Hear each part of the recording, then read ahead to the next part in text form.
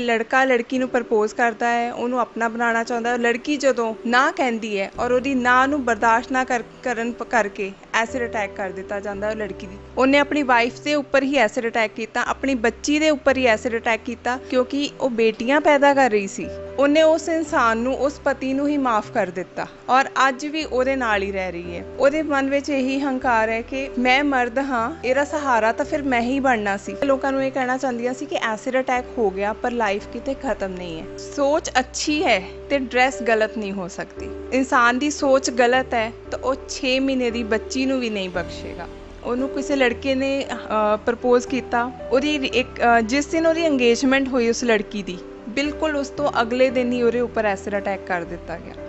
ਕੁਛ ਸੈਕਿੰਡਸ ਦੇ ਵਿੱਚ ਕਹਿੰਦੀ ਮੈਨੂੰ ਮਹਿਸੂਸ ਹੋ ਗਿਆ ਕਿ ਨਾ ਹੁਣ ਮੈਂ ਕੋਈ ਪੁਲਿਸ ਆਫਿਸਰ ਬਣ ਪਾਉਂਗੀ, ਨਾ ਮੈਂ ਵਿਆਹ ਕਰਵਾ ਪਾਉਂਗੀ ਔਰ ਨਾ ਹੀ ਮੈਂ ਆਪਣੀ ਗ੍ਰੈਜੂਏਸ਼ਨ ਕੰਪਲੀਟ ਕਰ ਪਾਉਂਗੀ। ਸਤਿ ਸ਼੍ਰੀ ਅਕਾਲ ਜੀ, ਤੁਸੀਂ ਦੇਖ ਰਹੇ ਹੋ ਪੰਜਾਬ 24 ਆਵਰ ਤੇ ਮੈਂ ਹਾਂ ਤੁਹਾਡੇ ਨਾਲ ਮਧੂ ਰਾਣਾ। ਚੰਗਾ ਹੁੰਦਾ ਸੀ ਉਹ ਟਾਈਮ ਨਹੀਂ ਮਾਏ, ਜਦ ਪੈਦਾ ਹੁੰਦੇ ਕੁੱਖੋਂ ਮਾਰ ਦਿੱਤਾ ਜਾਂਦਾ ਸੀ।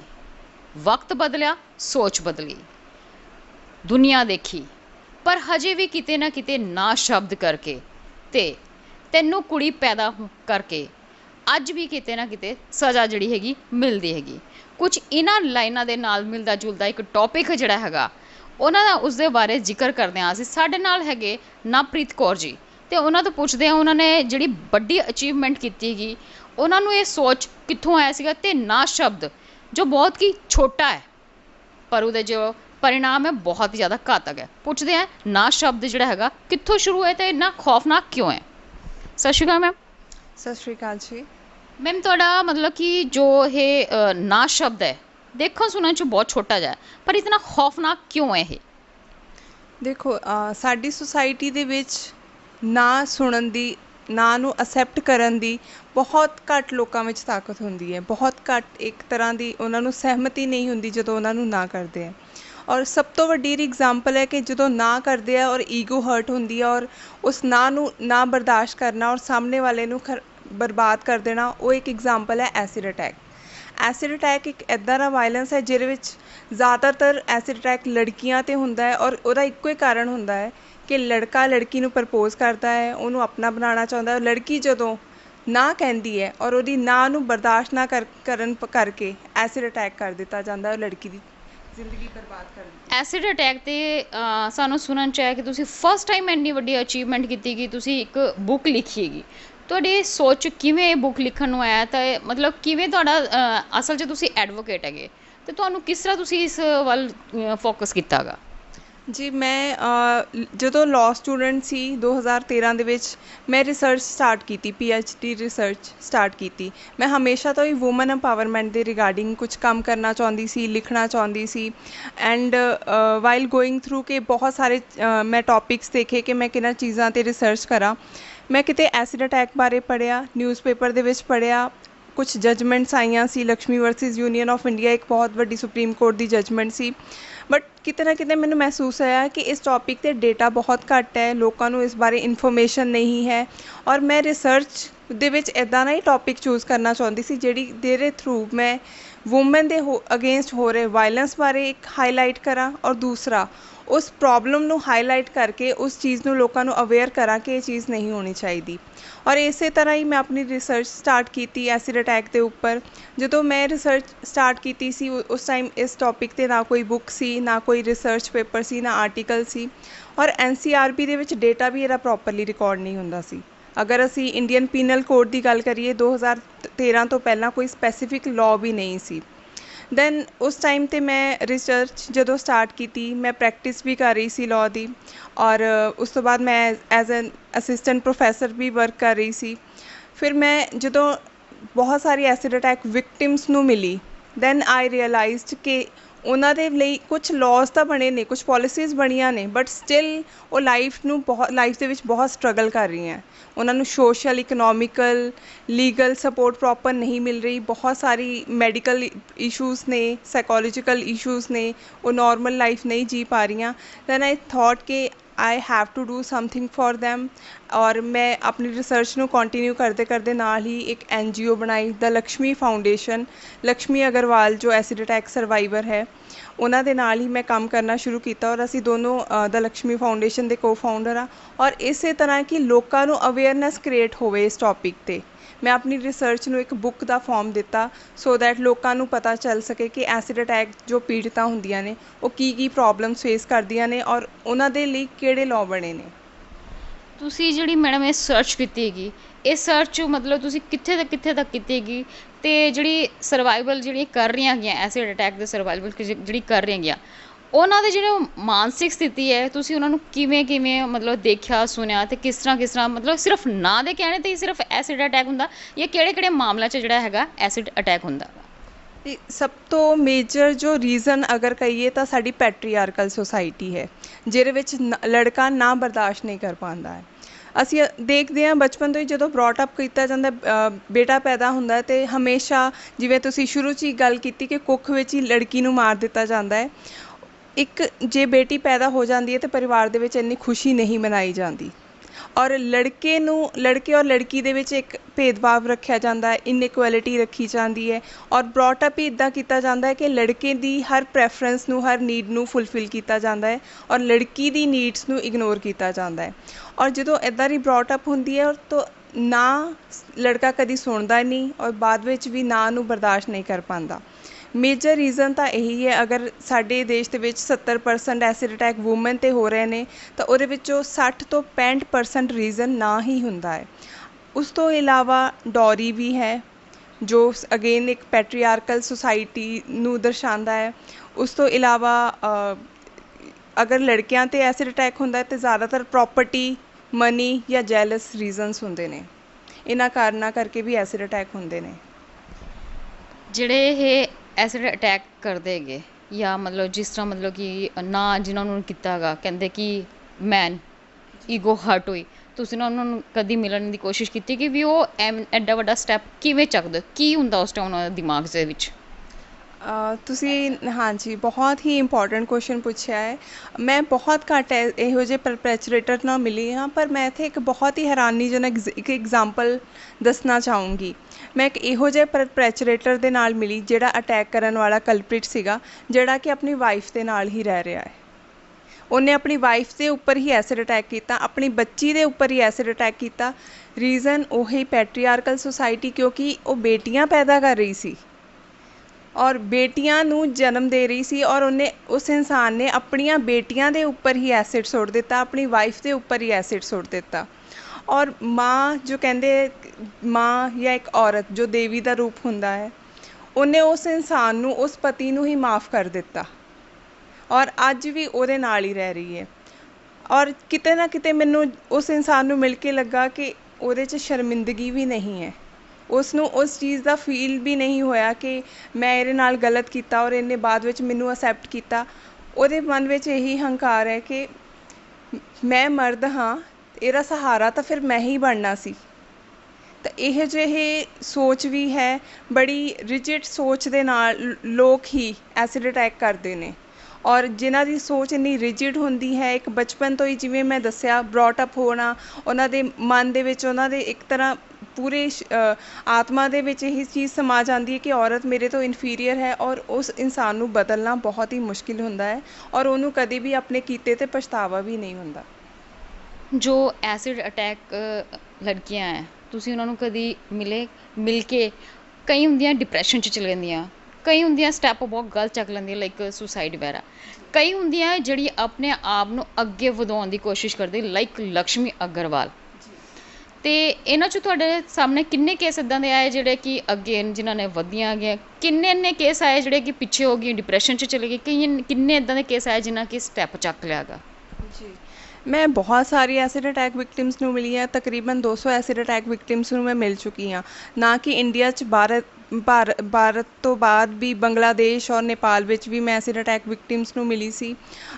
ਮੈਨੂੰ ਸਭ ਤੋਂ ਵੱਡੀ ਇੱਥੇ ਮੈਂ ਤੁਹਾਨੂੰ ਜਿਵੇਂ ਕਿ ਕਿਹਾ ਕਿ ਲੜਕੀਆਂ ਡਿਪਰੈਸ਼ਨ 'ਚ ਚਲੇ ਜਾਂਦੀਆਂ। ਜਦੋਂ ਮੈਂ ਰਿਸਰਚ ਸਟਾਰਟ ਕੀਤੀ, ਇੰਟਰਵਿਊ ਲੈਣਾ ਚਾਹਿਆ ਉਹਨਾਂ ਦਾ ਤੇ ਸਭ ਤੋਂ ਵੱਡੀ ਦਿੱਕਤ ਸੀ ਉਹਨਾਂ ਨੂੰ ਮਿਲਣਾ, ਕਿਉਂਕਿ ਬਹੁਤ ਸਾਰੀਆਂ ਇਹੋ ਜਿਹੀਆਂ ਲੜਕੀਆਂ ਸੀ ਜੋ ਕੈਮਰੇ ਦੇ ਸਾਹਮਣੇ ਨਹੀਂ ਆਉਣਾ ਚਾਹੁੰਦੀਆਂ ਸੀ ਜਾਂ ਮੇਰੇ ਨਾਲ ਮੀਟਿੰਗ ਨਹੀਂ ਕਰਨਾ ਚਾਹੁੰਦੀਆਂ ਸੀ ਔਰ ਈਵਨ ਆਪਣੀ ਪ੍ਰੋਬਲਮ ਨੂੰ ਡਿਸਕਸ ਵੀ ਨਹੀਂ ਕਰਨਾ ਚਾਹੁੰਦੀਆਂ ਸੀ। ਮੈਂ ਕਹੂੰਗੀ ਤਕਰੀਬਨ 50% ਇੱਦਾਂ ਦੀਆਂ ਲੜਕੀਆਂ ਨੇ ਐਸਿਡ ਅਟੈਕ ਵਿਕਟਿਮ ਜੋ ਸੁਸਾਇਟੀ ਦੇ ਸਾਹਮਣੇ ਆਉਣਾ ਹੀ ਨਹੀਂ ਚਾਹੁੰਦੀਆਂ। ਔਰ ਪਰ ਇੱਕ ਇਹ ਵੀ ਗੱਲ ਹੈ ਕਿ ਅਗਰ 50% ਨਹੀਂ ਰੈਡੀ ਸੀ ਤਾਂ 50% ਉਹਨਾਂ ਵਿੱਚੋਂ ਰੈਡੀ ਵੀ ਸੀਗੀਆਂ ਜੋ ਸਾਹਮਣੇ ਆ ਕੇ ਇਸ ਪ੍ਰੋਬਲਮ ਨੂੰ ਦੱਸਣਾ ਚਾਹੁੰਦੀਆਂ ਸੀ, ਦੂਸਰੇ ਲੋਕਾਂ ਨੂੰ ਇਹ ਕਹਿਣਾ ਚਾਹੁੰਦੀਆਂ ਸੀ ਕਿ ਐਸਿਡ ਅਟੈਕ ਹੋ ਗਿਆ ਪਰ ਲਾਈਫ ਕਿਤੇ ਖਤਮ ਨਹੀਂ ਹੈ। ਜਿਵੇਂ ਕਿ ਤੁਸੀਂ ਲਕਸ਼ਮੀ ਦੀ ਐਗਜ਼ਾਮਪਲ ਕੀਤੀ, ਮੈਂ ਲਕਸ਼ਮੀ ਨੂੰ 2016 ਦੇ ਵਿੱਚ ਮਿਲੀ ਔਰ ਆਈ ਵਾਜ਼ ਰੀਅਲੀ ਇੰਸਪਾਇਰਡ ਬਾਏ ਹਰ, ਔਰ ਉਹਨੇ ਆਪਣੇ ਵਰਗੀ ਬਹੁਤ ਸਾਰੀਆਂ ਐਸਿਡ ਅਟੈਕ ਵਿਕਟਿਮਸ ਨੂੰ ਵੀ ਇੰਸਪਾਇਰ ਕੀਤਾ ਔਰ ਉਹਦੇ ਕਾਰਨ ਕਾਫੀ ਲੜਕੀਆਂ ਹੁਣ ਸਾਹਮਣੇ ਆ ਪਈਆਂ ਨੇ। ਤੇ ਮੈਂ ਹੁਣ ਜਿਸ ਤਰ੍ਹਾਂ ਗੱਲ ਕਰਦੇ ਹੈਗੇ ਵੀ ਐਸਿਡ ਅਟੈਕ, ਤੁਸੀਂ ਜਿਸ ਤਰ੍ਹਾਂ ਹੁਣ ਇਹ ਕਿਤਾਬ ਲਿਖੀ ਹੈਗੀ, ਪਹਿਲੀ ਬਾਤ ਤਾਂ ਤੁਹਾਡੇ ਤੋਂ ਹੀ ਕਹਿੰਦੇ ਕਿ ਤੁਸੀਂ ਵੀ ਜਿਵੇਂ ਹੁਣ ਫੈਮਿਲੀ ਵਾਲੇ ਹੋ, ਤੁਹਾਨੂੰ ਇਸ ਟੌਪਿਕ ਨੂੰ ਚੁਣਨੇ 'ਚ ਤੁਹਾਡੇ ਘਰਦਿਆਂ ਦਾ ਕਿੰਨਾ ਸਪੋਰਟ ਮਿਲਿਆ ਹੈਗਾ ਤੁਹਾਨੂੰ ਸਾਥ? ਸਭ ਤੋਂ ਪਹਿਲੇ ਹੁੰਦੇ ਆ ਹਸਬੈਂਡ, ਉਹੀ ਪ੍ਰੋਬਲਮ ਖੜੀ ਕਰ ਦਿੰਦੇ, ਤੁਹਾਨੂੰ ਆਪਣੇ ਹਸਬੈਂਡ ਵੱਲੋਂ ਕਿੰਨਾ ਸਾਥ ਮਿਲਿਆ? ਜੀ ਮਤਲਬ ਮੈਂ ਇਸ ਮੈਟਰ 'ਚ ਕਹੂੰਗੀ ਕਿ ਜਦੋਂ ਇਹੋ ਜਿਹਾ ਟੌਪਿਕ ਚੂਜ਼ ਕਰਨਾ ਹੈ ਪਹਿਲਾਂ ਤੁਹਾਨੂੰ ਖੁਦ ਨੂੰ ਬਹੁਤ ਬੋਲਡ ਹੋਣਾ ਪੈਂਦਾ ਹੈ, ਬਹੁਤ ਹੀ ਜ਼ਿਆਦਾ, ਕਿਉਂਕਿ ਤੁਹਾਨੂੰ ਪਤਾ ਹੈ ਕਿ ਇਹੋ ਜਿਹੇ ਕ੍ਰਾਈਮ ਦੇ ਉੱਪਰ ਰਿਸਰਚ ਕਰਨੀ ਔਰ ਪ੍ਰੈਕਟੀਕਲ ਹੋ ਕੇ ਇੰਪੀਰੀਕਲ ਸਟੱਡੀ ਕਰਨੀ, ਕਿਉਂਕਿ ਮੈਨੂੰ ਇਹ ਨਹੀਂ ਸੀਗਾ ਕਿ ਮੈਂ ਕਿਤੇ 2-4 ਕਿਤਾਬਾਂ ਪੜ੍ਹ ਕੇ ਅਤੇ ਉਹਨੂੰ ਇਕੱਠਾ ਕਰਕੇ ਉਹਨਾਂ 'ਚੋਂ ਕੱਢ ਕੇ ਮੈਂ ਲਿਖ ਲਵਾਂ। ਮੇਰੇ ਮਨ ਵਿੱਚ ਇਹ ਕਲੀਅਰ ਸੀ ਕਿ ਮੈਂ ਐਕਚੁਅਲ ਰਿਸਰਚ ਕਰੂੰਗੀ, ਇੰਪੀਰੀਕਲ ਰਿਸਰਚ ਕਰੂੰਗੀ, ਐਕਚੁਅਲ 'ਚ ਇਸ ਗ੍ਰਾਸ ਰੂਟ ਲੈਵਲ 'ਚ ਕੀ ਪ੍ਰੋਬਲਮ ਹੈ ਉਸ ਚੀਜ਼ ਨੂੰ ਸਮਝੂੰਗੀ। ਔਰ ਇਸ ਲਈ ਸਭ ਤੋਂ ਪਹਿਲਾਂ ਮੇਰੇ ਲਈ ਇਹ ਟਾਸਕ ਸੀਗਾ ਕਿ ਮੇਰੀ ਫੈਮਿਲੀ ਨੂੰ ਕਨਵਿੰਸ ਕਰਨਾ, ਬਟ ਆਈ ਵਾਜ਼ ਲੱਕੀ ਕਿ ਮੇਰੇ ਹਸਬੈਂਡ ਨੇ ਮੈਨੂੰ ਇਸ ਚੀਜ਼ 'ਚ ਸਪੋਰਟ ਕੀਤੀ, ਮੇਰੇ ਫਾਦਰ ਨੇ, ਮੇਰੇ ਇਨ-ਲॉज ਨੇ ਮੈਨੂੰ ਇਸ ਟੌਪਿਕ ਨੂੰ ਚੂਜ਼ ਕਰਨ ਦੇ ਲਈ ਸਪੋਰਟ ਕੀਤੀ। ਔਰ ਮੈਨੂੰ ਜ਼ਿਆਦਾਤਰ ਮੈਂ ਜਦੋਂ ਇੰਟਰਵਿਊ ਕਰਨ ਜਾਂਦੀ ਸੀ ਐਸਿਡ ਅਟੈਕ ਸਰਵਾਈਵਰਸ ਦੀ, ਜ਼ਿਆਦਾਤਰ ਮੈਨੂੰ ਕੰਪਨੀ ਮੇਰੇ ਹਸਬੈਂਡ ਕਰਦੇ ਸੀਗੇ, ਕਿਉਂਕਿ ਕਿਤੇ ਨਾ ਕਿਤੇ ਦੂਸਰੇ ਸ਼ਹਿਰ ਵਿੱਚ ਜਾਣਾ ਔਰ ਇੰਟਰਵਿਊ ਲੈਣਾ, ਔਰ ਕਿਤੇ ਨਾ ਕਿਤੇ ਹਰ ਇੱਕ ਦੇ ਮਨ ਵਿੱਚ ਇੱਕ ਡਰ ਵੀ ਰਹਿੰਦਾ ਸੀਗਾ ਕਿ ਇਹੋ ਜਿਹੇ ਟੌਪਿਕ ਦੇ ਵਿੱਚ ਹੱਥ ਪਾਉਣਾ ਔਰ ਇਹਨੂੰ ਲਿਖਣਾ ਔਰ ਹਾਈਲਾਈਟ ਕਰਨਾ, ਹੋ ਸਕਦਾ ਹੈ ਕੱਲ੍ਹ ਨੂੰ ਇਹਦੇ ਨਾਲ ਵੀ ਕੁਛ ਇਹੋ ਜਿਹਾ ਗਲਤ ਨਾ ਹੋ ਜਾਵੇ। ਇਸੇ ਚੀਜ਼ 'ਤੇ ਅਸੀਂ ਪੁੱਛਦੇ ਹਾਂ ਕਿ ਵੀ ਤੁਹਾਨੂੰ ਬਾਹਰ, ਇਹ ਤਾਂ ਚਲੋ ਘਰ ਦੀ ਗੱਲ ਸੀਗੀ, ਤੁਹਾਨੂੰ ਸਪੋਰਟ ਮਿਲਿਆ, ਤੁਸੀਂ ਅੱਗੇ ਵਧੇ, ਬਾਹਰ ਸਾਨੂੰ ਬਹੁਤ ਜੀ ਇੱਦਾਂ ਦੀ ਗੱਲਾਂ ਦਾ, ਇੰਨੀ ਚੁਣੌਤੀਆਂ ਦਾ ਜਿਹੜਾ ਸਾਹਮਣਾ ਕਰਨਾ ਪੈਂਦਾ, ਬਾਹਰ ਤੁਹਾਨੂੰ ਕੀ ਫੇਸ ਕਰਨਾ ਪਿਆ ਐਜ਼ ਬੀਇੰਗ ਏ ਲੇਡੀ? ਜਿਹੜੇ ਮਰਦ ਹੁੰਦੇ ਉਹਨਾਂ ਦੀ ਜਿਹੜੀ ਕਹਿੰਦੇ ਈਗੋ ਨੂੰ ਹਰਟ ਹੁੰਦਾ ਜਦੋਂ ਤੁਸੀਂ ਇੱਦਾਂ ਦਾ ਟੌਪਿਕ ਸਿਲੈਕਟ ਕੀਤਾ ਹੈਗਾ, ਅਤੇ ਤੁਹਾਨੂੰ ਕਿੱਦਾਂ ਦੀ ਪ੍ਰੋਬਲਮਸ ਫੇਸ ਹੋਈਆਂ? ਜੀ ਦੇਖੋ, ਮੈਂ ਆਪਣੀ ਫੈਮਿਲੀ ਬਾਰੇ ਤਾਂ ਕਿਹਾ ਕਿ ਮੈਨੂੰ ਸਪੋਰਟ ਕੀਤਾ, ਬਟ ਕੁਛ ਫਰੈਂਡ ਸੀ ਔਰ ਕੁਛ ਰਿਲੇਟਿਵਸ ਸੀਗੇ ਜਿਨ੍ਹਾਂ ਨੇ ਮੈਨੂੰ ਜ਼ਰੂਰ ਰੋਕਿਆ। ਜਦੋਂ ਮੈਂ ਸੋਸ਼ਲ ਮੀਡੀਆ 'ਤੇ ਇਸ ਚੀਜ਼ ਬਾਰੇ ਸ਼ੇਅਰ ਕਰਨਾ ਸਟਾਰਟ ਕੀਤਾ, ਮੈਨੂੰ ਸਪੈਸ਼ਲ ਕਾਲਸ ਆਈਆਂ ਕਿ ਬੇਟਾ ਤੂੰ ਇਹ ਕੀ ਕਰ ਰਹੀ ਹੈ, ਮਤਲਬ this is not good for you, ਤੈਨੂੰ ਇੱਦਾਂ ਸਾਹਮਣੇ ਆ ਕੇ ਅਗਰ ਤੁਸੀਂ ਰਿਸਰਚ ਹੀ ਕਰਨੀ ਹੈ ਕਿਸੇ ਹੋਰ ਟੌਪਿਕ 'ਤੇ ਕਰ ਲਓ, ਕਿਸੇ ਕੰਟਰੈਕਚੁਅਲ ਲਾਅ ਦੇ ਟੌਪਿਕ 'ਤੇ ਕਰ ਲਓ ਜਾਂ ਇੰਟਰਨੈਸ਼ਨਲ ਲਾਅ ਦੇ ਟੌਪਿਕ 'ਤੇ ਕਰ ਲਓ, ਇਹੋ ਜਿਹਾ ਟੌਪਿਕ ਤੋਂ ਤੁਹਾਨੂੰ ਦੂਰ ਹੀ ਰਹਿਣਾ ਚਾਹੀਦਾ। ਔਰ ਜਦੋਂ ਮੈਂ ਰਿਸਰਚ ਕਰਨ ਚਾਹੁੰਦੀ ਸੀ, ਕੁਛ ਐਸਿਡ ਅਟੈਕ ਕੁਛ ਇੱਦਾਂ ਦੇ ਏਰੀਆਜ਼ 'ਚ ਜ਼ਿਆਦਾ ਹੁੰਦੇ ਨੇ ਜਿਹੜੇ ਕਿ ਪੂਅਰ ਨੇ, ਲੈਸ ਐਮਪਾਵਰਡ ਏਰੀਆਜ਼ ਨੇ, ਉੱਦਾਂ ਦੇ ਏਰੀਆਜ਼ 'ਚ ਜ਼ਿਆਦਾ ਐਸਿਡ ਅਟੈਕ ਹੁੰਦੇ ਨੇ। ਔਰ ਜਦੋਂ ਉੱਦਾਂ ਦੀ ਸੁਸਾਇਟੀ ਦੇ ਵਿੱਚ ਜਾਣਾ, ਘਰਾਂ ਦੇ ਵਿੱਚ ਜਾਣਾ, ਬਹੁਤ ਹੀ ਪੂਅਰ ਲੋਕਾਂ ਦੇ ਘਰ, ਇੱਕ ਬਸਤੀ ਦੇ ਵਿੱਚ ਜਾਣਾ, ਤੁਹਾਨੂੰ ਉੱਥੇ ਆਪਣੇ ਆਪ ਨੂੰ ਬਹੁਤ ਹੀ ਜ਼ਿਆਦਾ ਕਵਰਡ ਕਰਕੇ ਜਾਣਾ ਪੈਂਦਾ ਸੀਗਾ। If you are wearing jeans ਔਰ ਵੈਸਟਰਨ, ਉਸ ਵੇਲੇ ਵੀ ਮੈਨੂੰ ਸੋਚਣਾ ਪੈਂਦਾ ਸੀ ਕਿ ਮੈਂ ਕਿਹੋ ਜਿਹੇ ਕੱਪੜੇ ਪਾ ਕੇ ਜਾਵਾਂ ਕਿ ਕੋਈ ਮੈਨੂੰ ਘੂਰੇ ਨਾ। ਔਰ ਜਦੋਂ ਐਸਿਡ ਅਟੈਕ ਦੇ ਬਾਰੇ ਕੁਐਸ਼ਨਿੰਗ ਕਰਨੀ ਹੁੰਦੀ ਸੀਗੀ ਅਤੇ ਜੋ ਵਿਕਟਿਮ ਸੀ ਉਹਦੇ ਪੇਰੈਂਟਸ ਵੀ ਤੁਹਾਨੂੰ ਬਹੁਤ ਅਜੀਬ ਨਜ਼ਰ ਦੇ ਨਾਲ ਦੇਖਦੇ ਨੇ, ਕਿਉਂਕਿ ਉਹਨਾਂ ਨੂੰ ਲੱਗਦਾ ਹੈ ਕਿ ਸਾਡੀ ਬੇਟੀ ਦੇ ਨਾਲ ਗਲਤ ਹੋਇਆ ਔਰ ਇਹ ਉਹਨੂੰ ਕੈਮਰੇ ਦੇ ਵਿੱਚ ਰਿਕਾਰਡ ਕਰ ਰਹੀ ਹੈ, ਇਹ ਕਿਤੇ ਉਸ ਚੀਜ਼ ਦਾ ਫਾਇਦਾ ਨਾ ਉਠਾਏ ਜਾਂ ਕਿਤੇ ਇਹ ਗਲਤ ਲੋਕ ਤਾਂ ਨਹੀਂ ਹੈ ਜੋ ਸਾਡੀ ਬੱਚੀ 'ਤੇ ਦੁਬਾਰਾ ਅਟੈਕ ਕਰਨ। ਔਰ ਕਿਤੇ ਨਾ ਕਿਤੇ ਤੁਹਾਡੇ ਮਨ 'ਚ ਇਹ ਵੀ ਹੁੰਦਾ ਸੀ ਕਿ ਤੁਸੀਂ ਇੰਟਰਵਿਊ ਲੈ ਰਹੇ ਹੋ ਜਿਸ ਵਿਕਟਿਮ ਦੀ, ਤੁਸੀਂ ਉਹਨੂੰ ਦੁਬਾਰਾ ਤੋਂ ਟਰੋਮਾ ਫੀਲ ਨਾ ਕਰਵਾਓ, ਤੁਹਾਡੇ ਮਨ ਦੇ ਵਿੱਚ ਇਹ ਵੀ ਡਰ ਰਹਿੰਦਾ ਸੀਗਾ। ਬਟ ਹਾਂ, ਸੁਸਾਇਟੀ ਦੇ ਵਿੱਚ ਅਗਰ ਮੈਨੂੰ ਪੁਸ਼ ਕਰਨ ਵਾਲੇ, ਮੈਨੂੰ ਸਪੋਰਟ ਕਰਨ ਵਾਲੇ ਬਹੁਤ ਲੋਕ ਸੀਗੇ, ਅਤੇ ਉੱਥੇ ਮੈਨੂੰ ਪਿੱਛੇ ਖਿੱਚਣ ਵਾਲੇ ਵੀ ਬਹੁਤ ਸਾਰੇ ਲੋਕ ਸੀਗੇ। ਇੱਕ ਮੈਂ ਤੁਹਾਨੂੰ ਇੰਪੋਰਟੈਂਟ ਗੱਲ ਇੱਥੇ ਦੱਸੂੰਗੀ, ਜਦੋਂ ਮੈਂ PhD ਦਾ ਟੌਪਿਕ ਸਟਾਰਟ ਕੀਤਾ ਪੰਜਾਬ ਯੂਨੀਵਰਸਿਟੀ ਦੇ ਵਿੱਚ, ਅਤੇ ਇਹ ਮੇਰਾ ਟੌਪਿਕ 3 ਵਾਰ ਰਿਜੈਕਟ ਹੋਇਆ। ਕਿਉਂਕਿ ਮੈਂ ਇਹ ਟੌਪਿਕ ਚੂਜ਼ ਕਰਨਾ ਚਾਹੁੰਦੀ ਸੀ ਐਸਿਡ ਅਟੈਕ 'ਤੇ। ਮੈਨੂੰ ਮੇਰੇ ਡਿਪਾਰਟਮੈਂਟ ਵਾਲਿਆਂ ਨੇ ਕਿਹਾ ਕਿ ਤੂੰ ਇਸ ਟੌਪਿਕ 'ਤੇ ਕਿਉਂ ਰਿਸਰਚ ਕਰਨਾ ਚਾਹੁੰਦੀ ਹੈ, ਇਹ 'ਚ ਇੱਕ ਛੋਟਾ ਜਿਹਾ ਟੌਪਿਕ ਹੈ, ਇਹਦੇ 'ਤੇ ਕੋਈ ਖਾਸ ਲੌਜ਼ ਨਹੀਂ ਹੈ, ਤੈਨੂੰ ਖਾਸ ਡੇਟਾ ਨਹੀਂ ਮਿਲੇਗਾ, ਤੈਨੂੰ ਖਾਸ ਕੋਈ ਚੀਜ਼ਾਂ ਨਹੀਂ ਮਿਲਣਗੀਆਂ ਕਿ ਤੂੰ ਇੱਕ ਰਿਸਰਚ ਬੁੱਕ ਲਿਖ ਪਾਵੇਂ। ਬਟ ਮੈਂ ਔਰ ਮੇਰੀ ਗਾਈਡ ਨੇ ਉਸ ਵੇਲੇ ਮੈਨੂੰ ਸਪੋਰਟ ਕੀਤਾ and I was very much like ਕਿ ਮੈਂ ਇਸੇ ਟੌਪਿਕ 'ਤੇ ਰਿਸਰਚ ਕਰੂੰਗੀ, ਚਾਹੇ ਮੈਨੂੰ ਕਿੰਨੀ ਵੀ ਪ੍ਰੋਬਲਮ ਆਵੇ, ਚਾਹੇ ਇਹਦੇ 'ਤੇ ਡਾਟਾ ਘੱਟ ਹੈ। ਕਿਸੇ ਦੇ ਲਈ ਇਹ ਛੋਟੀ ਪ੍ਰੋਬਲਮ ਹੋ ਸਕਦੀ ਹੈ, ਪਰ ਅਗਰ ਮੈਂ ਪ੍ਰੋ ਵਿਕਟਿਮ ਹੋ ਕੇ ਸੋਚਾਂ, ਵਿਕਟਿਮ ਦੀ ਥਾਂ 'ਤੇ ਹੋ ਕੇ ਸੋਚਾਂ, ਤਾਂ ਇਹ ਬਹੁਤ ਵੱਡੀ ਪ੍ਰੋਬਲਮ ਹੈ। ਔਰ ਇਸੇ ਚੀਜ਼ ਦੇ ਆਪਣੇ ਆਪ ਨੂੰ ਮੋਟੀਵੇਟ ਕਰਕੇ ਮੈਂ ਇਸ ਰਿਸਰਚ ਨੂੰ ਜਾਰੀ ਰੱਖਿਆ ਔਰ ਇੱਕ ਬੁੱਕ ਲਿਖੀ। ਮੈਮ ਤੁਹਾਡੀ ਗੱਲਾਂ 'ਚੋਂ ਇੱਕ ਗੱਲ ਨਿਕਲ ਆਈ, ਕਿਆ ਡਰੈਸ ਸੈਂਸ ਇਹ ਮੇਨ ਮੁੱਦਾ ਹੈ ਨਾ ਕਰਨੇ ਦਾ ਜਾਂ ਲੜਕੀ ਨੂੰ ਪਸੰਦ ਕਰਨੇ ਦਾ? ਦੇਖੋ, ड्रेस अगर सोच अच्छी है तो ड्रेस गलत नहीं हो सकती। अगर इंसान की सोच गलत है तो वो 6 महीने की बच्ची नूं भी नहीं बख्शेगा। असी अखबारां 'च पढ़ते हाँ कि 6 महीने की बच्ची का रेप हो गया, 18 साल की कुड़ी का रेप हो गया, ਜਾਂ 60 साल की 85 साल की कुड़ी का भी रेप हो गया। तो ਇਹੋ ਜਿਹੀਆਂ ਚੀਜ਼ਾਂ ਜਦੋਂ ਹੁੰਦੀਆਂ ਨੇ ਤੇ ਡਰੈਸ ਮੈਟਰ ਨਹੀਂ ਕਰਦੀ। ਸਭ ਤੋਂ ਵੱਡੀ ਗੱਲ ਹੈ ਸੋਚ। ਪਰ ਹਾਂ, ਇੱਕ ਸਾਡੀ ਸੁਸਾਇਟੀ ਦੇ ਵਿੱਚ ਜਦੋਂ ਨਜ਼ਰਾਂ ਤੁਹਾਨੂੰ ਅਜੀਬ ਤਰੀਕੇ ਨਾਲ ਦੇਖਦੀਆਂ ਨੇ, ਤੁਹਾਨੂੰ ਫੀਲ ਕਰਵਾਉਂਦੀਆਂ ਨੇ, then you have to cover yourself in such a ਵੇ। ਆਪਣੇ ਆਪ ਨੂੰ ਇਵੇਂ ਕਵਰ ਕਰਨਾ ਪੈਂਦਾ ਹੈ ਕਿ ਨਹੀਂ, ਸਾਹਮਣੇ ਵਾਲਾ ਤੁਹਾਨੂੰ ਸਾਹਮਣੇ ਵਾਲੇ ਦੀ ਗੰਦੀ ਨਜ਼ਰ ਤੁਹਾਡੇ ਤੱਕ ਨਾ ਪਹੁੰਚ ਪਾਏ। ਜਦ ਤੁਸੀਂ ਐਸੇ ਸਰਵਾਈਵਲ ਜਿਹੜੀਆਂ ਹੈਗੀਆਂ ਉਹਨਾਂ ਨਾਲ ਗੱਲ ਕਰਦੇ ਕਿ ਉਹਨਾਂ ਨਾਲ ਗੱਲ ਕਰਦੇ ਵੀ ਤੁਸੀਂ ਉਹਨਾਂ ਨੂੰ ਕਿਸ ਤਰ੍ਹਾਂ ਪਹਿਲੇ ਤੱਕ ਕਨਵਿੰਸ ਕਰਦੇ? ਕਿਉਂਕਿ ਬਹੁਤ ਮੁਸ਼ਕਿਲ ਹੈ ਪਹਿਲੇ ਇਸ ਸਿਚੁਏਸ਼ਨ 'ਚੋਂ ਬਾਹਰ ਨਿਕਲਣਾ, ਫਿਰ ਬਾਰ-ਬਾਰ ਉਹਨਾਂ ਗੱਲਾਂ 'ਤੇ ਟੌਪਿਕ 'ਤੇ ਜਿੱਦਾਂ ਗੱਲ ਕਰਨਾਗਾ। ਅਤੇ ਤੁਹਾਨੂੰ ਉਸ 'ਚ ਕਿੰਨੀ ਕੁ ਮੁਸ਼ਕਿਲ ਆਈ ਨਾਲ ਜਦੋਂ ਉਹਨਾਂ ਨਾਲ ਗੱਲ ਕਰਦੇ ਹੋ? ਕਿਹੜੀ ਪ੍ਰੋਬਲਮ ਫੇਸ ਕਰਨੀ ਪਈ? ਕਿਸ ਤਰ੍ਹਾਂ ਮਤਲਬ ਉਸ ਚੀਜ਼ ਨੂੰ ਹੈਂਡਲ ਕੀਤਾ ਤੁਸੀਂ? ਸਭ ਤੋਂ ਪਹਿਲਾਂ ਇੱਕ ਕੰਫਰਟ ਜ਼ੋਨ ਬਣਾਉਣਾ ਬਹੁਤ ਜ਼ਰੂਰੀ ਹੈ ਜਦੋਂ ਤੁਸੀਂ ਕਿਸੇ ਇਨਸਾਨ ਦੇ ਨਾਲ ਗੱਲ ਕਰਨਾ ਚਾਹੁੰਦੇ ਹੋ। ਔਰ ਕਈ ਵਾਰ ਇੱਦਾਂ ਹੁੰਦਾ ਕਿ ਤੁਸੀਂ ਆਪਣੇ ਪਰਿਵਾਰ ਦੇ ਵਿੱਚ ਆਪਣੇ ਪੇਰੈਂਟਸ ਦੇ ਨਾਲ ਹੀ ਆਪਣੀ ਪਰਸਨਲ ਪ੍ਰੋਬਲਮ ਸ਼ੇਅਰ ਨਹੀਂ ਕਰ ਪਾਉਂਦੇ ਕਿ ਤੁਹਾਡੇ ਨਾਲ ਗਲਤ ਹੋਇਆ ਹੈ ਜਾਂ ਤੁਸੀਂ ਇਸ ਪ੍ਰੋਬਲਮ ਨੂੰ ਫੇਸ ਕੀਤਾ ਹੈ। ਉੱਥੇ ਤਾਂ ਇੱਕ ਬਹੁਤ ਹੀ ਵੱਡਾ ਅਟੈਕ ਹੋਇਆ ਹੈ, ਐਸਿਡ ਅਟੈਕ। ਔਰ ਕਈ ਜਗ੍ਹਾ 'ਤੇ ਕਈ ਕੇਸਿਸ ਦੇ ਵਿੱਚ ਜਿਹੜੀ ਮੈਂ ਇੱਕ ਪ੍ਰੋਬਲਮ ਹਾਈਲਾਈਟ ਕਰਨਾ ਚਾਹੂੰਗੀ ਕਿ ਅਨਰਜਿਸਟਰਡ ਕੇਸਿਸ ਬਹੁਤ ਨੇ। ਦੇਖੋ, ਰਜਿਸਟਰਡ ਕੇਸਿਸ ਨੇ, ਕੇਸ ਇੱਕ FIR ਹੋ ਜਾਂਦੀ ਹੈ, ਪਰ ਅਨਰਜਿਸਟਰਡ ਕੇਸਿਸ ਬਹੁਤ ਨੇ। ਅਨਰਜਿਸਟਰਡ ਕੇਸਿਸ ਇਸ ਲਈ ਹੁੰਦੇ ਨੇ, ਰਜਿਸਟਰ ਇਸ ਲਈ ਨਹੀਂ ਕਰਵਾਏ ਜਾਂਦੇ ਕਿਉਂਕਿ ਕਿਤੇ ਨਾ ਕਿਤੇ ਹਰ ਕ੍ਰਾਈਮ ਦੇ ਵਿੱਚ ਲੜਕੀ ਨੂੰ ਹੀ ਬਲੇਮ ਕੀਤਾ ਜਾਂਦਾ ਹੈ। ਔਰ ਜਦੋਂ ਸਪੈਸ਼ਲੀ ਮੈਨੂੰ ਜ਼ਿਆਦਾ ਦਿੱਕਤ ਹੋਈ ਅਨਰਜਿਸਟਰਡ ਕੇਸਿਸ ਦੇ ਵਿੱਚ ਇੰਟਰਵਿਊ ਕਰਨ ਦੇ ਵਿੱਚ। ਔਰ ਲੜਕੀ ਦੇ ਨਾਲ ਪਹਿਲਾਂ ਉਹਦੇ ਨਾਲ ਕੰਫਰਟ ਜ਼ੋਨ ਕ੍ਰੀਏਟ ਕਰਨਾ ਕਿ ਮੈਂ ਤੇਰੇ ਲਈ ਇੱਕ ਸੇਫ ਇਨਸਾਨ ਹਾਂ।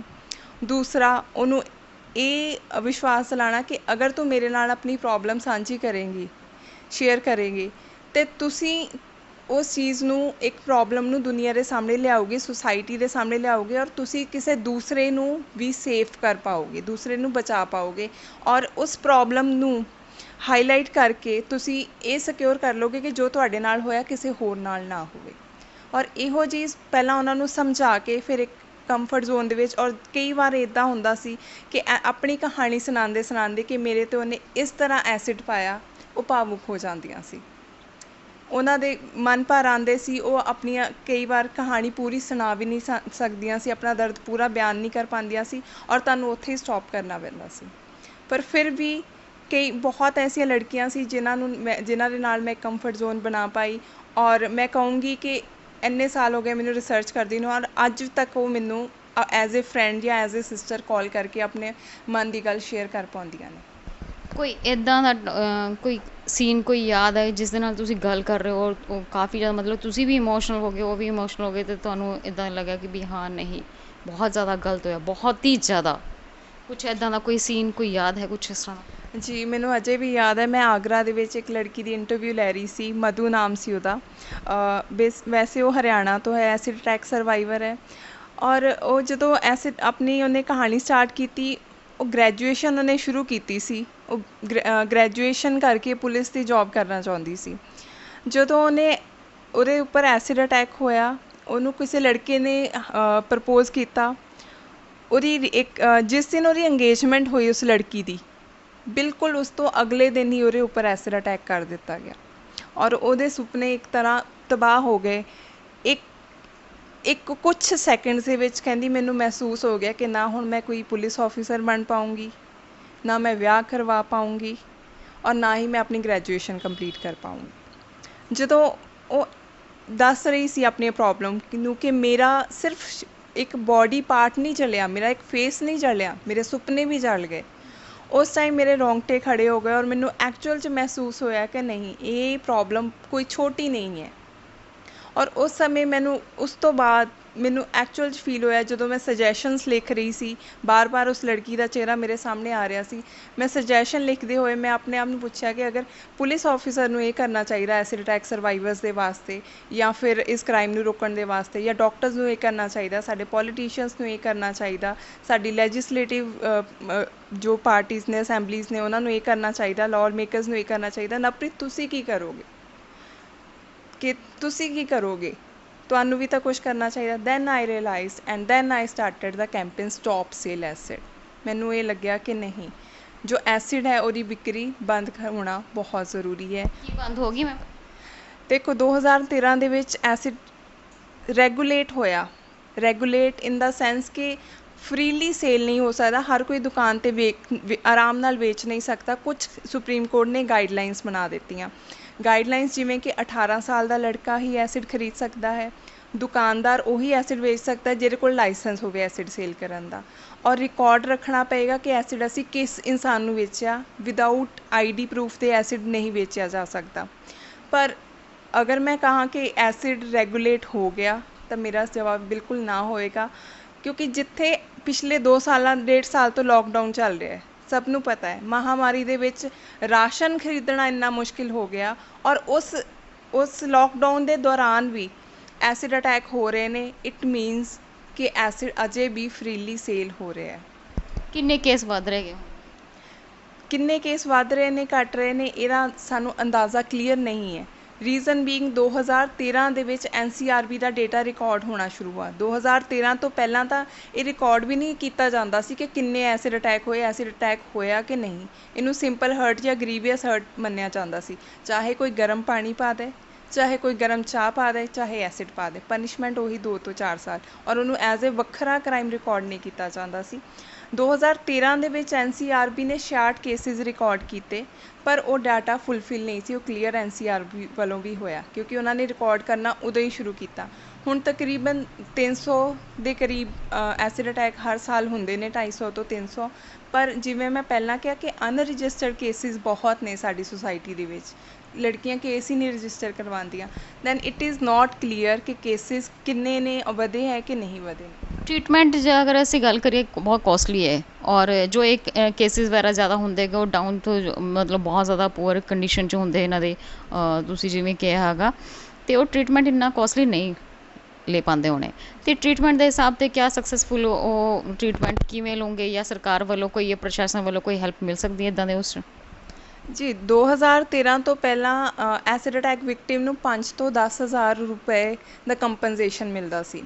ਅਗਰ ਕਿਸੇ ਦੇ, ਤੁਸੀਂ ਨੋਰਮਲ ਸਭ ਨੂੰ ਪਤਾ ਹੈ, ਕਿਸੇ ਨੂੰ ਫ੍ਰੈਕਚਰ ਹੋ ਜਾਏ ਤਾਂ ਹੀ ਆਰਾਮ ਨਾਲ 5-10 ਹਜ਼ਾਰ ਰੁਪਏ ਦਾ ਖਰਚਾ ਹੋ ਜਾਂਦਾ ਹੈ। ਤਾਂ ਫਿਰ ਜਿਹੜੀ ਐਸਿਡ ਅਟੈਕ ਵਿਕਟਿਮ ਜਿਹਨੂੰ 20 ਤੋਂ 25 ਸਰਜਰੀਜ਼ ਕਰਵਾਉਣੀਆਂ ਪੈਂਦੀਆਂ, ਉਹਦਾ 5 ਤੋਂ 10 ਹਜ਼ਾਰ ਰੁਪਏ ਵਿੱਚ ਖਰਚਾ ਕਿਵੇਂ ਹੋਵੇਗਾ?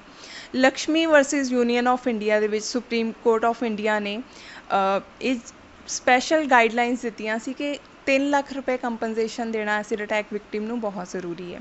ਪਰ ਉਸ ਤੋਂ ਬਾਅਦ ਕਈ ਕੇਸਿਸ ਆਏ ਜਿਨ੍ਹਾਂ ਵਿੱਚ ਇਹ ਫੀਲ ਹੋਇਆ ਕਿ 3 ਲੱਖ ਕੰਪਨਸੇਸ਼ਨ ਵੀ ਸਫੀਸ਼ੀਐਂਟ ਨਹੀਂ ਹੈ।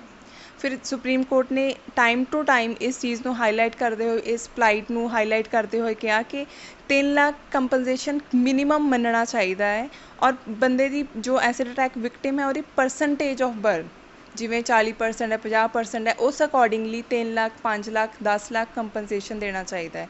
ਔਰ ਹੌਸਪੀਟਲਸ ਨੂੰ ਵੀ ਮੈਡੀਕਲ ਏਡ ਫ੍ਰੀ ਦੇਣੀ ਚਾਹੀਦੀ ਹੈ। ਪਰ ਠੀਕ ਹੈ, ਹੌਸਪੀਟਲ ਨੇ ਮੈਡੀਕਲ ਏਡ ਦੇ ਦਿੱਤੀ, ਫ੍ਰੀ ਦੇ ਦਿੱਤੀ, ਕੁਝ ਕੰਪਨਸੇਸ਼ਨ ਵੀ ਦੇ ਦਿੱਤਾ ਗਿਆ 5 ਲੱਖ, 10 ਲੱਖ, ਠੀਕ ਹੈ। ਸਰਜਰੀਜ਼ ਦੇ ਵਿੱਚ ਆਰਾਮ ਨਾਲ 20 ਤੋਂ 25 ਲੱਖ ਰੁਪਇਆ ਕੰਪਨਸੇਸ਼ਨ ਟ੍ਰੀਟਮੈਂਟ ਦਾ ਖਰਚਾ ਲੱਗ ਜਾਂਦਾ ਹੈ, ਜੋ ਅਸੀਂ ਪਰਸਨਲੀ ਜਾਣਦੇ ਹਾਂ। ਮੈਡੀਕਲ ਏਡ ਫ੍ਰੀ ਹੋ ਗਈ, ਡਾਕਟਰ ਨੇ ਟ੍ਰੀਟਮੈਂਟ ਫ੍ਰੀ ਕਰ ਦਿੱਤਾ, ਸਰਜਰੀਜ਼ ਫ੍ਰੀ ਨਹੀਂ ਹੁੰਦੀਆਂ ਨੇ, ਹੌਸਪੀਟਲ ਤੱਕ ਆਉਣਾ ਜਾਣਾ ਫ੍ਰੀ ਨਹੀਂ ਹੁੰਦਾ ਹੈ। ਹਰੇਕ ਜਗ੍ਹਾ 'ਤੇ ਬਰਨ ਹੌਸਪੀਟਲ ਨਹੀਂ ਨੇ। ਔਰ ਜਦੋਂ ਪੰਜਾਬ ਤੋਂ acid attack victim Apollo hospital ਜਾਂ ਕਿਸੇ ਵੀ ਹੌਸਪੀਟਲ ਦਿੱਲੀ ਜਾਂਦਾ ਹੈ, ਕਮ ਸੇ ਕਮ 1 ਮਹੀਨਾ ਰਹਿੰਦਾ ਹੈ। ਔਰ ਦਿੱਲੀ ਵਰਗੇ ਸ਼ਹਿਰ ਦੇ ਵਿੱਚ 1 ਮਹੀਨਾ ਰਹਿਣਾ ਪਰਿਵਾਰ ਦੇ ਨਾਲ, ਤੁਹਾਨੂੰ ਪਤਾ ਕਿੰਨਾ ਖਰਚਾ ਹੁੰਦਾ ਹੈ। ਔਰ ਮੈਂ ਕਹਾਂ ਗੌਰਮੈਂਟ ਸਪੋਰਟ ਕਰ ਰਹੀ ਹੈ, ਰੀਹੈਬਲੀਟੇਸ਼ਨ ਕਰਨ ਦੀ ਕੋਸ਼ਿਸ਼ ਕਰ ਰਹੀ ਹੈ, ਪਰ ਉਹ ਮੇਰੇ ਅਕੋਰਡਿੰਗਲੀ 100% ਨਹੀਂ। ਸਵਾਲ ਮੇਰਾ ਇਹ ਹੈ ਕਿ ਹੁਣ ਕੁੜੀਆਂ ਨੂੰ ਜੰਮਣ ਦਾ ਹੱਕ ਤਾਂ ਮਿਲ ਗਿਆ ਹੈਗਾ, ਤਾਂ ਕਿ ਜਿਹੜਾ ਉਹ ਹੱਕ ਮਿਲ ਸਕਦਾ ਕਿ ਨਾ ਕਰ ਸਕਦੀਆਂ ਹੈਗੀਆਂ ਅਤੇ ਈਜ਼ਲੀ ਆਪਣੇ ਆਰਾਮ ਨਾਲ, ਆਪਣੀ ਖੁਸ਼ੀਆਂ ਨਾਲ ਆਪਣਾ ਜ਼ਿੰਦਗੀ ਜਿਹੜੀ ਹੈ ਬਿਤਾ ਸਕਦੇ। ਕਿਆ ਉਹਨੂੰ ਰਾਈਟ ਮਿਲੇਗਾ ਇਹ ਕਿ ਉਹ ਨਾ ਕਹਿ ਸਕੇ, ਜਾਂ ਫਿਰ ਇਹ ਜੁਰਮ ਜਿਹੜਾ ਹੈਗਾ ਕਦੀ ਰੁਕਣ ਦਾ ਨਾਂ ਲਏਗਾ? ਸਾਡੀ ਸੁਸਾਇਟੀ ਨੂੰ ਅਗਰ ਬਹੁਤ ਇੰਪਰੂਵਡ ਸੁਸਾਇਟੀ ਬਣਾਉਣੀ ਹੈ, ਲੜਕੀਆਂ ਦੇ ਲਈ ਇੱਕ ਇਹੋ ਜਿਹੀ ਸੁਸਾਇਟੀ ਬਣਾਉਣੀ ਹੈ ਜਿੱਥੇ ਉਹ ਆਪਣੇ ਹਾਂ ਜਾਂ ਨਾ ਬੋਲਣ ਦਾ ਹੱਕ ਮਿਲ ਸਕੇ, ਉਹਨਾਂ ਨੂੰ ਆਪਣੀ ਐਗਜ਼ਿਸਟੈਂਸ ਦਾ ਹੱਕ ਮਿਲ ਸਕੇ, ਤਾਂ ਸਾਨੂੰ ਇੱਕ ਗ੍ਰਾਸ ਰੂਟ ਲੈਵਲ ਤੋਂ ਸ਼ੁਰੂ ਕਰਨਾ ਪੈਣਾ। ਬਚਪਨ ਤੋਂ ਹੀ ਲੜਕੇ ਔਰ ਲੜਕੀ ਦੇ ਜੋ ਇਨਇਕੁਐਲਿਟੀ ਦਾ ਸਿਸਟਮ ਹੈ ਉਹ ਬੰਦ ਕਰਨਾ ਪਏਗਾ। ਸਾਡੀ ਸੁਸਾਇਟੀ ਦੀ ਸਭ ਤੋਂ ਵੱਡੀ ਪ੍ਰੋਬਲਮ ਹੈ ਜੋ ਇੱਕ ਜੈਂਡਰ ਰੋਲ ਡਿਸਕਰਾਈਬ ਕਰਨਾ। ਜੈਂਡਰ ਰੋਲ ਦੇ ਵਿੱਚ ਕਿ ਲੜਕੀ ਖਾਣਾ ਬਣਾਏਗੀ ਔਰ ਲੜਕਾ ਬਾਹਰ ਜਾ ਕੇ ਕਮਾਏਗਾ। ਇਸ ਤਰੀਕੇ ਦੇ ਜਦੋਂ ਅਸੀਂ ਜੈਂਡਰ ਰੋਲ ਡਿਸਕਰਾਈਬ ਕਰਦੇ ਹਾਂ ਨਾ, ਹੋ ਸਕਦਾ ਲੜਕੀ ਆਫਿਸਰ ਬਣਨਾ ਚਾਹੁੰਦੀ ਹੋਵੇ ਔਰ ਲੜਕਾ ਕੁੱਕ ਬਣਨਾ ਚਾਹੁੰਦਾ ਹੋਵੇ। ਔਰ ਜਦੋਂ ਅਸੀਂ ਇਨਇਕੁਐਲਿਟੀ ਬਚਪਨ ਤੋਂ ਹੀ ਪਾ ਦਿੰਦੇ ਹਾਂ ਕਿ ਲੜਕਾ ਸੁਪੀਰੀਅਰ ਹੈ, ਲੜਕੀ ਇਨਫੀਰੀਅਰ ਹੈ, ਲੜਕੀ ਦੀਆਂ ਇੱਛਾਵਾਂ ਨੂੰ ਦਬਾ ਦਿੰਦੇ ਹਾਂ ਔਰ ਲੜਕੇ ਦੀਆਂ ਇੱਛਾਵਾਂ ਨੂੰ ਪੂਰਾ ਕਰਕੇ ਉਹਨੂੰ ਇੰਨਾ ਕੁ ਮਹਿਸੂਸ ਕਰਾਉਂਦੇ ਹਾਂ ਕਿ ਤੇਰਾ ਕੋਈ ਵੀ ਕੰਮ ਹੋਏ, ਤੂੰ ਕਿਤੇ ਵੀ ਆਪਣੇ ਕੱਪੜੇ ਸੁੱਟੇਂਗਾ ਜਾਂ ਆਪਣੇ ਸ਼ੂਜ਼ ਵੀ ਸੁੱਟੇਂਗਾ ਅਤੇ ਉਹ ਲੜਕੀ ਆ ਕੇ ਉਠਾਏਗੀ, ਲੜਕੀ ਆ ਕੇ ਸਫਾਈ ਕਰੇਗੀ, ਤਾਂ ਲੜਕਾ ਆਪਣੇ ਆਪ ਨੂੰ ਸੁਪੀਰੀਅਰ ਹੀ ਸਮਝੇਗਾ। ਲੇਕਿਨ ਮੈਨੂੰ ਇਹ ਲੱਗਦਾ ਹੈ ਕਿ ਅਗਰ ਅਸੀਂ ਬੱਚਿਆਂ ਦੀ ਪਰਵਰਿਸ਼ ਸਹੀ ਤਰ੍ਹਾਂ ਕਰਾਂਗੇ, ਬਚਪਨ ਤੋਂ ਹੀ ਉਹਨਾਂ ਨੂੰ ਇਕੁਐਲਿਟੀ ਦਾ ਮੰਤਰ ਪੜ੍ਹਾਵਾਂਗੇ, ਚਾਹੇ ਉਹ ਲੜਕੀ ਹੈ ਚਾਹੇ ਲੜਕਾ ਹੈ, ਦੋਨਾਂ ਨੂੰ ਅਸੀਂ ਇਕੁਅਲ ਰੱਖ ਕੇ ਉਹਨਾਂ ਨੂੰ ਸਮਝਾਵਾਂਗੇ ਔਰ ਬਰੌਟ ਅਪ ਉਸ ਵੇ ਨਾਲ ਕਰਾਂਗੇ ਕਿ ਉਹ ਆਪਣੇ ਆਪ ਨੂੰ ਉਹਨਾਂ ਦੇ ਦਿਮਾਗ 'ਚ ਲੜਕਾ ਜਾਂ ਲੜਕੀ ਵਾਲੀ ਗੱਲ ਨਾ ਰਹਿ ਜਾਏ, ਇੱਕ ਹਿਊਮਨ ਬੀਇੰਗ ਵਾਲੀ ਗੱਲ ਰਹਿ ਜਾਏ, ਤਾਂ ਆਈ ਫੀਲ ਇਸ ਸੁਸਾਇਟੀ ਇੰਪਰੂਵ ਹੋ ਸਕਦੀ ਹੈ। ਅੱਗੇ ਦਾ ਕੀ ਪਲਾਨ ਹੈ ਤੁਹਾਡਾ, ਅਤੇ ਤੁਸੀਂ ਹੁਣ ਮੈਸੇਜ ਕੀ ਦੇਣਾ ਚਾਹੋਗੇ ਜਿਹੜੇ ਐਸਿਡ ਸਰਵਾਈਵਲ ਹੈ ਜਾਂ ਫਿਰ ਜੋ ਇੱਦਾਂ ਦੀ ਸੋਚ ਰੱਖਦੇ ਗੇ ਅਟੈਕਰ, ਉਹਨਾਂ ਨੂੰ ਤੁਸੀਂ ਕੀ ਮੈਸੇਜ ਦੇਣਾ ਚਾਹੋਗੇ? ਪਹਿਲਾਂ ਤਾਂ ਮੈਂ ਜੋ ਐਸਿਡ ਅਟੈਕ ਵਿਕਟਿਮਸ ਜਾਂ ਕੋਈ ਹੋਰ ਕਿਸੇ ਕ੍ਰਾਈਮ ਦੇ ਵਿਕਟਿਮਸ, ਉਹਨਾਂ ਨੂੰ ਮੈਸੇਜ ਦੇਣਾ ਚਾਹੂੰਗੀ ਕਿ ਤੁਹਾਡੇ ਨਾਲ ਗਲਤ ਹੋ ਗਿਆ, ਕ੍ਰਾਈਮ ਹੋ ਗਿਆ, ਐਸਿਡ ਅਟੈਕ ਹੋ ਗਿਆ, ਬਟ ਇੱਥੇ ਲਾਈਫ ਖ਼ਤਮ ਨਹੀਂ ਹੁੰਦੀ। You have to live a life. ਔਰ ਪ੍ਰੋਬਲਮਸ ਆਉਂਦੀਆਂ ਰਹਿੰਦੀਆਂ ਨੇ ਬਹੁਤ ਤਰੀਕੇ ਦਾ, ਇਹ ਵਰਸਟ ਫਾਰਮ ਆਫ ਵਾਇਲੈਂਸ ਹੈ, ਪਰ ਸਟਿਲ ਤੁਸੀਂ ਸਾਹਮਣੇ ਵਾਲੇ ਗਲਤ ਜਿਹਨੇ ਤੁਹਾਡੇ ਨਾਲ ਗਲਤ ਕੀਤਾ, ਤੁਸੀਂ ਉਹਨੂੰ ਗਲਤ ਠਹਿਰਾ ਕੇ ਕਿ ਬਿਊਟੀ ਹੀ ਸਭ ਕੁਝ ਨਹੀਂ ਹੈ, ਮੇਰੀ ਲਾਈਫ ਜ਼ਰੂਰੀ ਹੈ, ਤੁਸੀਂ ਅੱਗੇ ਵਧਣਾ ਹੈ ਔਰ ਸੁਸਾਇਟੀ ਨੂੰ ਐਜ਼ ਏ ਇਗਜ਼ਾਮਪਲ ਬਣ ਕੇ ਦਿਖਾਉਣਾ ਹੈ, ਜਿਵੇਂ ਕਿ ਲਕਸ਼ਮੀ। ਔਰ ਜੋ ਕ੍ਰਾਈਮ ਇਹੋ ਜਿਹਾ ਕਰਦੇ ਨੇ, ਉਹਨਾਂ ਨੂੰ ਇਹ ਸਮਝਣ ਦੀ ਜ਼ਰੂਰਤ ਹੈ ਕਿ ਤੁਹਾਨੂੰ ਕਿਸੇ ਦਾ ਹਸਬੈਂਡ, ਕਿਸੇ ਦਾ ਬॉयਫ੍ਰੈਂਡ ਜਾਂ ਇੱਕ ਕੁਛ ਹੋਰ ਬਣਨ ਦੀ ਬਜਾਏ ਪਹਿਲਾਂ ਹਿਊਮਨ ਬੀਇੰਗ ਬਣਨਾ ਜ਼ਰੂਰੀ ਹੈ। ਕੋਈ ਵੀ ਲੜਕੀ ਅਗਰ ਤੁਹਾਨੂੰ ਨਾ ਕਹਿੰਦੀ ਹੈ ਤਾਂ ਉਸ ਗੱਲ ਨੂੰ ਆਪਣੀ ਈਗੋ 'ਤੇ ਨਾ ਲੈ ਕੇ ਆਓ, ਕਿਉਂਕਿ ਈਗੋ ਤੋਂ ਵੱਡੇ ਤੁਹਾਡੀ ਆਪਣੀ ਹੋਂਦ ਹੈ। ਔਰ ਆਪਣੀ ਹੋਂਦ ਨੂੰ ਤੁਸੀਂ ਉਦੋਂ ਹੀ ਅੱਛਾ ਲੋਕਾਂ ਦੇ ਵਿੱਚ ਵਿਚਾਰ ਪਾਓਗੇ ਜਦੋਂ ਤੁਸੀਂ ਕਿਸੇ ਦੇ ਨਾਲ ਗਲਤ ਦੀ ਬਜਾਏ ਕੁਝ ਅੱਛਾ ਕਰੋਗੇ। ਔਰ ਇਸ ਲਈ ਸਾਨੂੰ ਕਿਸੇ ਦੇ ਨਾਲ ਗਲਤ ਨਹੀਂ ਕਰਨਾ ਚਾਹੀਦਾ। ਕੋਈ ਵੀ ਸੁਪੀਰੀਅਰ ਜਾਂ ਇਨਫੀਰੀਅਰ ਨਹੀਂ ਹੈ। ਰੱਬ ਨੇ ਚੰਨ ਤਾਰੇ ਬਣਾਏ ਹੈ ਸਭ ਨੂੰ ਇਕੁਅਲ ਰੌਸ਼ਨੀ ਦੇਣ ਦੇ ਲਈ, ਇਹ ਧਰਤੀ ਬਣਾਈ ਹੈ ਸਭ ਦੇ ਲਈ, ਇਸ ਲਈ ਸਾਨੂੰ ਇਕੁਐਲਿਟੀ ਨੂੰ ਇੰਪੋਰਟੈਂਸ ਦੇ ਕੇ ਹਿਊਮੈਨਿਟੇਰੀਅਨ ਵੇ 'ਤੇ ਚੱਲਣਾ ਚਾਹੀਦਾ। ਅੱਗੇ ਦੇਖੋ, ਲਕਸ਼ਮੀ ਫਾਊਂਡੇਸ਼ਨ ਹੈ NGO ਜੋ ਕਿ ਐਸਿਡ ਅਟੈਕ ਸਰਵਾਈਵਰਸ ਦੇ ਲਈ ਹੈ। ਉਸ ਤੋਂ ਇਲਾਵਾ ਅਸੀਂ ਡੋਮੈਸਟਿਕ ਵਾਇਲੈਂਸ, ਚਾਈਲਡ ਅਬਿਊਜ਼, ਹਰ ਇੱਕ ਤਰ੍ਹਾਂ ਦੇ ਸਰਵਾਈਵਰਸ ਦੇ ਲਈ ਕੰਮ ਕਰਦੇ ਹਾਂ। ਫਿਊਚਰ ਵਿੱਚ ਮੈਂ ਇਹੀ ਚਾਹੂੰਗੀ ਕਿ ਮੈਂ ਆਪਣੀ NGO ਦੇ ਥਰੂ ਜਾਂ ਅਵੇਅਰਨੈਸ ਇਸ ਤਰੀਕੇ ਨਾਲ ਕ੍ਰੀਏਟ ਕਰ ਸਕਾਂ ਕਿ ਹਰ ਇੱਕ ਇਨਸਾਨ ਨੂੰ ਇੱਕ ਨੋਰਮਲ ਲਾਈਫ ਜੀਣ ਦਾ ਹੱਕ ਦੇ ਸਕਾਂ, ਸੋ ਦੈਟ ਕਿ ਇਹ ਸਾਡੀ ਜੋ ਧਰਤੀ ਹੈ ਇਹ ਬਹੁਤ ਹੀ ਖੂਬਸੂਰਤ ਬਣ ਕੇ ਰਹੇ। ਸੋ ਇਹ ਸੀ ਨਵਪ੍ਰੀਤ ਕੌਰ ਜੀ, ਜਿਨ੍ਹਾਂ ਨੇ ਦੱਸਿਆ ਕਿ ਵੀ ਐਸਿਡ ਅਟੈਕਰ ਉਹ ਵੀ ਥੋੜ੍ਹਾ ਜਿਹਾ ਆਪਣੇ ਆਪ ਨੂੰ, ਆਪਣੀ ਸੋਚ ਨੂੰ ਉੱਚੀ ਰੱਖੇ ਅਤੇ ਪਹਿਲੇ ਇੱਕ ਚੰਗਾ ਇਨਸਾਨ ਬਣੇ, ਅਤੇ ਉਸ ਬੰਦੇ ਦੇ ਜਿਸ ਤੋਂ ਵੀ ਤੁਸੀਂ ਨਾ ਸੁਣਦੇ ਗੇ ਉਹਦੇ ਬਾਰੇ ਪਹਿਲੇ ਚੰਗਾ ਸੋਚੋ, ਫਿਰ ਇਹ ਚੀਜ਼ ਆਪਣੇ ਉੱਪਰ ਫੋਲੋ ਕਰੋ। ਨਾ ਕਹਿਣਾ ਕੋਈ ਇੰਨਾ ਵੱਡਾ ਕ੍ਰਾਈਮ ਨਹੀਂ ਹੈ। ਤੇ ਜਿਹੜੀ ਵੀ ਵਿਕਟਮ ਹੈ ਉਹ ਇਹੀ ਸੋਚ ਕੇ ਚੱਲੋ ਕਿ ਜ਼ਿੰਦਗੀ ਖਤਮ ਨਹੀਂ ਹੋਈ। ਜਿਹਨੇ ਜੋ ਕਰਤਾ ਉਹਨੂੰ ਕਰਨ ਦਿਓ, ਤੁਸੀਂ ਅੱਗੇ ਵਧੋ, ਆਪਣੀ ਜ਼ਿੰਦਗੀ ਕਾਮਯਾਬ ਬਣਾਓ ਤੇ ਆਪਣਾ ਉਦੇਸ਼ ਪਾਓ। ਮੈਂ ਹਾਂ ਮਧੂ ਰਾਣਾ, ਚੰਡੀਗੜ੍ਹ ਤੋਂ। ਕੈਮਰਾਮੈਨ ਰੁਸ਼ਪਿੰਦਰ ਸਿੰਘ ਦੇ ਨਾਲ ਪੰਜਾਬ 24 ਤੁਹਾਨੂੰ ਕ੍ਰਾਈਮ ਦੇ ਨਾਲ ਜੁੜੀ ਵੀ ਖਬਰਾਂ ਤੁਹਾਨੂੰ ਤੱਕ ਪਹੁੰਚਾਉਣਾ ਆਪਣਾ ਇੱਕ ਅਹਿਮ ਮੁੱਦਾ ਸਮਝਦਾ ਗਾ। ਤੁਸੀਂ ਬਣੇ ਰਹੋ ਪੰਜਾਬ 24 ਆਵਰ ਚੈਨਲ ਦੇ ਨਾਲ। ਦੁਖੀ ਭੈਣ ਭਰਾਵਾਂ ਦੇ ਮਸੀਹਾ, ਪੰਜਾਬ ਦੇ ਮਸ਼ਹੂਰ ਜੋਤਿਸ਼, 50 ਸਾਲਾਂ ਦਾ ਮਹਾਨ ਤਜਰਬਾ, ਸਵਾਮੀ ਸ਼ੁਕਰਾਚਾਰਿਆ, ਮਾਂ ਕਾਲੀ ਉਪਾਸਕ, ਤਾਂਤਰਿਕ ਵਿਧੀ ਨਾਲ ਪਾਓ 100% ਗਾਰੰਟੀ ਨਾਲ ਹਰ ਪਰੇਸ਼ਾਨੀ ਦਾ ਹੱਲ। ਪਤੀ ਪਤਨੀ 'ਚ ਝਗੜਾ, ਪ੍ਰੇਮ ਵਿਆਹ 'ਚ ਰੁਕਾਵਟ, ਸੌਤਨ ਦੁਸ਼ਮਣ ਦਾ ਖਾਤਮਾ, ਵਿਦੇਸ਼ 'ਚ ਪੱਕਾ ਹੋਣਾ, ਕੀਤਾ ਕਰਾਇਆ, ਗੁਪਤ ਵਸ਼ੀਕਰਨ ਕਰਾਓ, ਰੁੱਸੇ ਪ੍ਰੇਮੀ ਪ੍ਰੇਮਿਕਾ ਨੂੰ ਆਪਣੇ ਵੱਸ 'ਚ ਕਰੋ, ਲਾਟਰੀ ਨੰਬਰ ਪਾਓ ਭਾਵੇਂ 649 ਹੋਵੇ ਜਾਂ ਲੁੱਟੋ ਮੈਕਸ। ਪਿਆਰ 'ਚ ਧੋਖਾ ਖਾ ਚੁੱਕੇ ਪ੍ਰੇਮੀ ਪ੍ਰੇਮਿਕਾ ਇੱਕ ਵਾਰ ਜ਼ਰੂਰ ਸੰਪਰਕ ਕਰੋ, ਮੈਂ ਤੁਹਾਡਾ ਪਿਆਰ ਟੁੱਟਣ ਨਹੀਂ ਦੇਵਾਂਗਾ। ਸੰਪਰਕ ਕਰੋ 98 729 014 31।